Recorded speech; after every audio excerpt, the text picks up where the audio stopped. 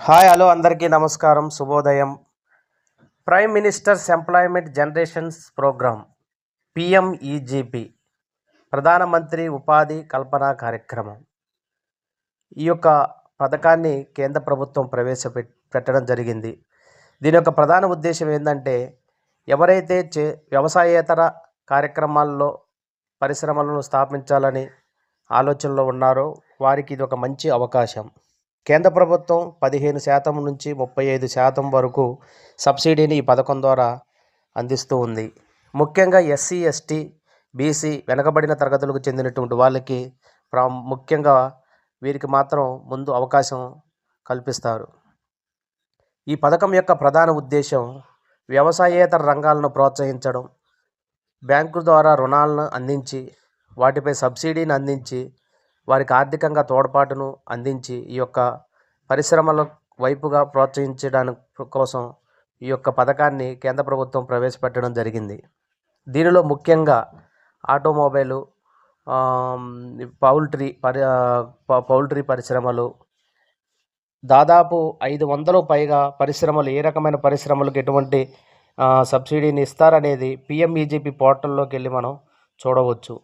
Automobiles, computer సంబంధించిన పరికరాలు, embroidery, కుట్టు మిషన్లు, వివిధ రకాలైనటువంటి అన్ని రకాలైనటువంటి పరిశ్రమలకు వీళ్ళు ప్రోత్సాహకాలు అందిస్తూ ఉన్నారు.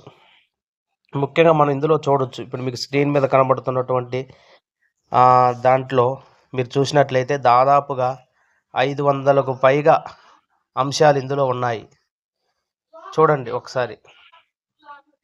మాస్కుల తయారీ, ఆయిల్ బెండింగ్ ప్లాంట్, తర్వాతకి కార్పెంటరీ వర్క్స్, చేతి వృత్తులు వాళ్ళకి, ఎలక్ట్రికల్ సంబంధించినటువంటి ఆటోమొబైల్స్, తర్వాత ఎయిర్ ఫిల్టర్, ఇలాంటి తయారీ పరిశ్రమలు స్థాపించాలని ఆలోచించే వాళ్ళకి అల్యూమినియం సంబంధించినటువంటి ప్లాంట్, ఆటోమొబైలు, ఆయుర్వేదిక్, లెదరు సంబంధించినవి, ఇంకా మిషన్లు సొంతంగా వెల్డింగ్ లాంటి, వెల్డర్ లాంటి చిన్న చిన్న కుటీర పరిశ్రమలు స్థాపించుకోవాలని ఆలోచించే వాళ్ళకు కూడా ఈ యొక్క పథకంలో అవకాశం ఉంది.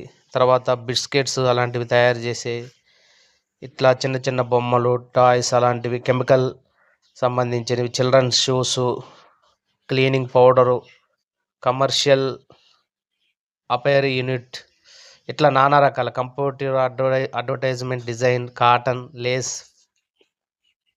ఇలా అనేక రకాలైనటువంటి దాదాపు 500కు పైన ఇందులో సూచించబడ్డాయి.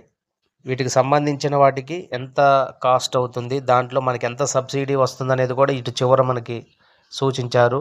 అంటే నువ్వు ఏదైతే పరిశ్రమని అంటే ఒకవేళ కోళ్ళ లాంటివి కానీ, తర్వాత వెల్డింగ్ షాపులు కానీ, కార్పెంటరీ సంబంధించిన వర్క్ కానీ, షూస్ తయారు చేయటం, గౌన్లు, డ్రెస్సులు, ఇట్లా ఏ ప్రాజెక్టుకి ఎంత వ్యయం అవుతుంది, దానికి ఎంత సబ్సిడీ వస్తుంది, తిరిగి మనం ఎంత చెల్లించాలి, ఇట్లా మనం ఇటు వ్యూ ఉంటుంది. అందులో మనం ఏ ప్రాజెక్ట్ అయితే చేయాలనుకుంటున్నామో దాంట్లో మనం క్లిక్ చేసినట్టయితే ఆ ప్రాజెక్ట్కి సంబంధించిన వివరాలు కూడా మనకి పూర్తిగా అందుబాటులోకి వస్తున్నాయి. అందులో దానికి మొదటి దఫా ఎంత ఇస్తే మనం ఎంత సబ్సిడీ పోతుంది, సబ్సిడీ పోయిన తర్వాతకి మనం ఎంత అమౌంట్ మనం పే చేయాలి అనే విషయాలు కూడా ఇందులో కూలంకషంగా మీరు ఈ వెబ్సైట్లో పోయినట్టయితే ఇంకా మీరు లోతుగా దీని గురించి పూర్తి వివరాలు తెలుసుకొని మీరు, ఎందుకంటే ఇది ఒక స్వయం ఉపాధి అవకాశం.